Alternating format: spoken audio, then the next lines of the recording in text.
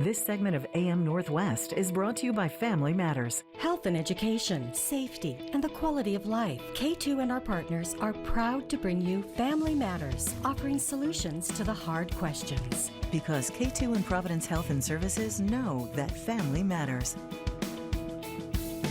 Welcome back to AM Northwest. If you or someone you love is facing a serious illness, learning about your options with palliative care is important.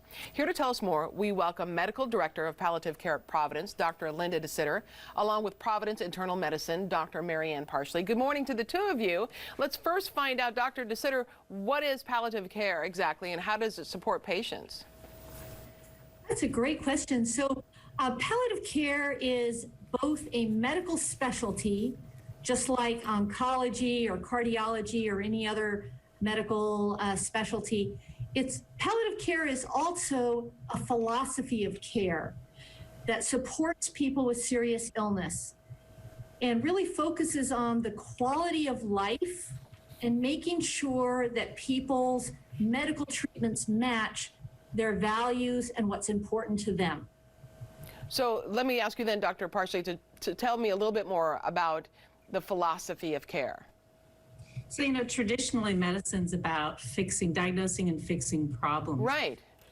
Right? Sometimes we have to take a step back and a pause and think also about what's really important to patients so that when we're designing a treatment plan, we can do it with that in mind. Everybody has a different idea of what quality of life is.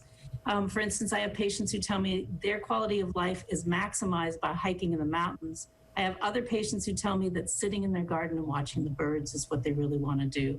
And some even say serving other people is really important. So knowing what their values are and what makes quality of life for them, it's really important. And that's how we put palliative care into practice in primary care. Okay, so then give me another example of how that works, because do all family members have to be on board with this, or just the patient? If it's what the patient wants, it's what they get. Well, the patient wins. Right. The patient gets what they want. Sure. Oftentimes, there's not agreement in the family with what the patient wants, or there's confusion about what's going on medically. And one of the things that we do is get the whole family together and make sure that everybody knows what matters to the patient, and then make sure that everybody in the room knows what the medical care is and what the medical reality is. And then we try to bring together the values and the medical care so that everybody in the room understands what might be a good medical plan going forward. So give me an example of what you would do when it comes to palliative care. For instance, the person that wants to sit in their garden and look at the birds. What is it that you discuss then? Is it giving them less pain meds so they can be outside? I mean, what are we exactly talking about here? I think that's where knowing what the patient wants is really important, and then communicating with the family. Right. And helping the patient to communicate with the family what's important. And if that takes more pain medicine so they can get outside and sit in a chair, great. If their goal is to get back out into the mountains and hiking, and that's a realistic goal from a medical point of view, then what we do is we might be more aggressive and make a plan that focuses on that, getting them outside and getting them active again. And the family is integral to that. And especially with my geriatric patients, right, often the family are the ones that are making the decisions, or at least helping guide their parents doing that. And they need to be informed and part of the whole process. If you can elicit the values and the goals of the patient in front of the family, that's great, because then they all hear it together. If you have that conversation with the patient and you get their values and goals individually, one-on-one, sure, then oftentimes they'll themselves say, gee, I need to have a conversation with my medical decision makers, my husband, my kids. And sometimes I suggest, can you take this back and have a conversation with them? And I've never once had somebody say, oh, I don't want to do that. Okay. Is it something that you need to talk with your provider about? How do you find out more about that kind of care, if that's something that you or a family member are facing?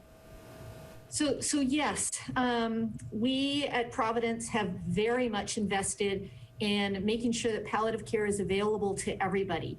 The specialists tend to work in the hospitals, and we have specialty teams in the hospital to help with a sudden change and making appropriate decisions based on people's values and goals.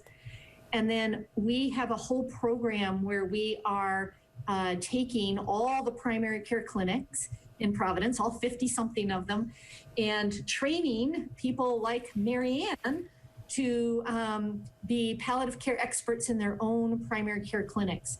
And so, Marianne, do you want to tell them a little bit about what training you've been through? So I and several of my colleagues have spent a year each in getting graduate education, postgraduate education in palliative care. We've learned the skills and the philosophy of palliative care, and we've also taken courses on how to teach it. Yeah. And we're now in the process, although COVID sort of interrupted a little bit, we're in the process of taking those skills and philosophy to our entire interprofessional team in each clinic and training everyone on the philosophy of palliative care and how to practice it day to day with each patient. Yeah, absolutely. It sounds terrific. We want to tell folks if they'd like to find out more, contact Providence Health and Services. We'll put all that information on our Family Matters section at KATU.com. Thank you both so much, doctors. And we'll be right back with more AM Northwest. Don't go away. Thank you again.